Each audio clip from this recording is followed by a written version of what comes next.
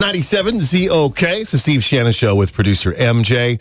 The story and the videos are on our website and app now. If you haven't seen it, this is what Barstool Sports calls the greatest high school football entrance ever. I mean, hey, when you put a bunch of amped up high school football players in a hog trailer, what do you expect? Graduate Super Bowl winner.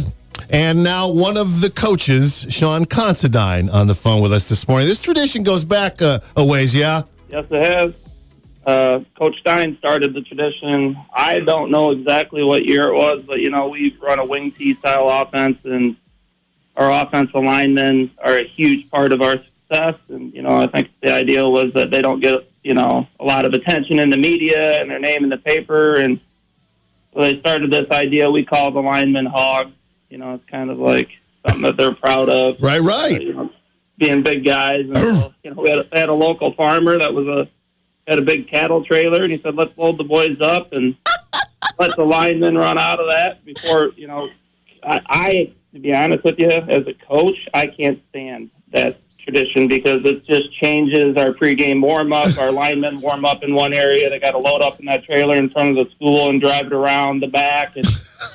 But high school football, in my role as a coach, it's not about me. And so, we love to give those linemen an opportunity to do that. Barstool Sports, who've certainly been in the news a lot in the last year with the millions of dollars that they've given to bars and restaurants trying to survive through the pandemic. Barstool Sports said yesterday it's the greatest high school football team entrance ever.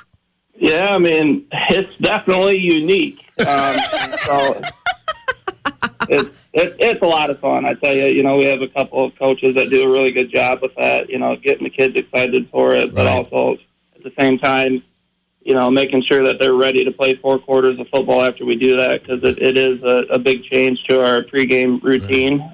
So me as a coach, my brain just about explodes when we do something like that. When they come around the corner, that hog trailer is rocking. I know you're like, okay, someone's going to get hurt in there. Well, Steve, I'll tell you, back in the day, before, we're not total meatheads anymore in Byron, we used to line up all the guys that weren't hogs would line up on the football field, and they'd open that trailer at the south end of the football field, and the linemen would pour out of there and go decleat or tackle our little guys. And then they would run to the middle of the field and kind of just, it was like an intimidation thing or something. Wow. We don't do that anymore. We pull it in front of our fans, and you see them pile out the back, and they kind of all get together, and then we start the football game. But the other thing we had to talk to the kids about too was they start shaking that hog trailer so hard. That's it's almost like they played a football game before they run out the back end of that thing. Some of our big guys were just absolutely worn out.